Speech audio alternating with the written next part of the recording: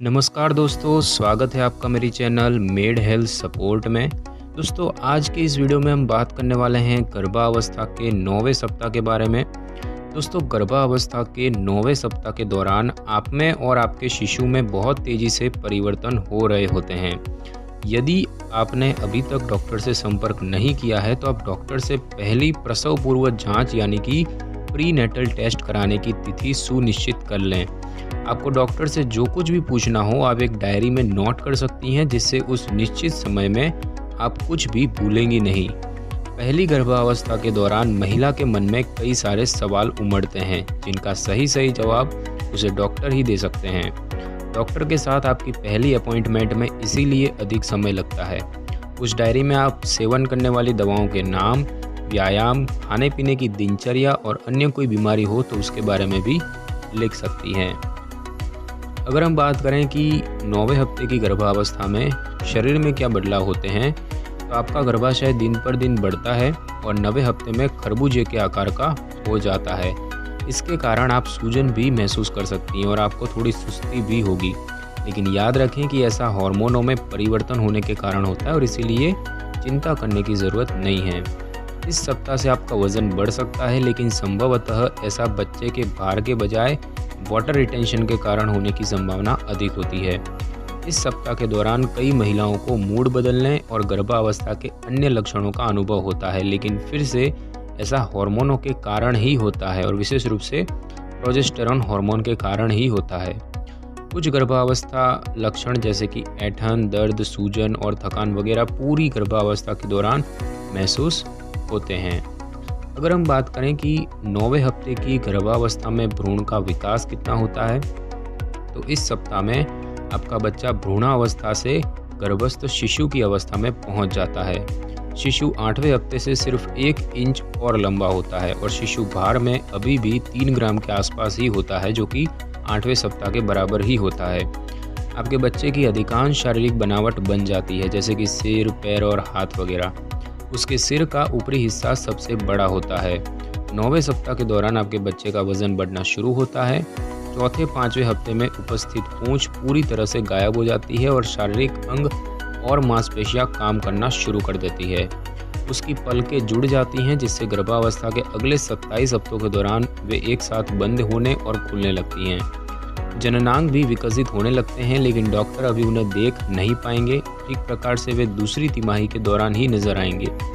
आपके बच्चे का हृदय भी 4 कक्षों में विभाजित हो जाता है और उनमें रक्त जो है वो तेजी से पंप भी होने लगता है।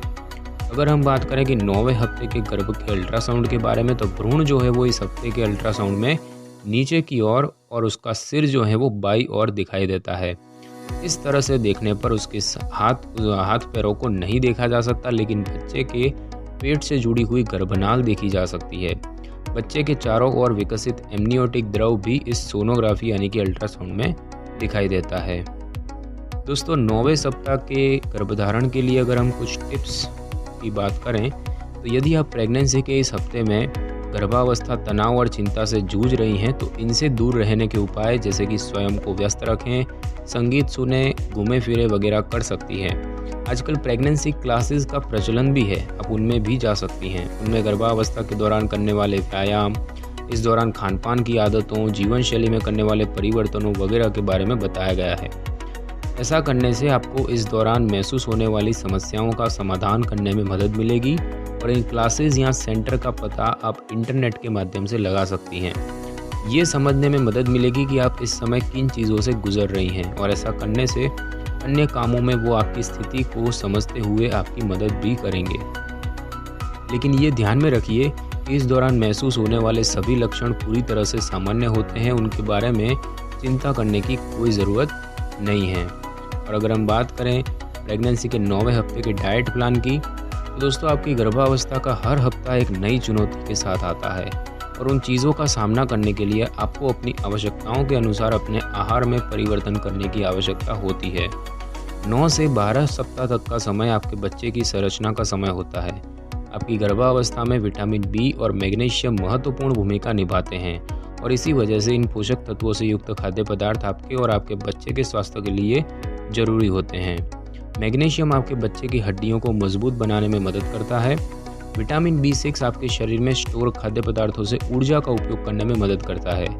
ब्राउन राइस, बिना चर्बी के मांस, मुर्गा, मछली और एवोकाडो विटामिन B6 के कुछ अच्छे स्रोत हैं। इन्हें अपने आहार में शामिल करें। विटामिन B12 गर्भावस्था के दौरान एनीमिया की संभावना को कम करता है और आपके तंत्रिका तंत्र की रक्षा करता है। तो विटामिन B12 के लिए आप अपने दैनिक आहार में सोया मिल्क और अनाज शामिल कर सकती हैं। मैग्नीशियम आपके बच्चे के विकास के लिए फ़ायदेमंद होता है और बच्चे का सही वजन बनाए रखने में मदद करता है। हरी पत्तेदार सब्जियां जैसे कि पालक, मूली के पत्ते, सरसों के साग, मेथी के पत्ते, सूखे मेवे, डेयरी उत्पाद, मछली और मांस वगैरह मैग्नीशियम के स्रोत हैं।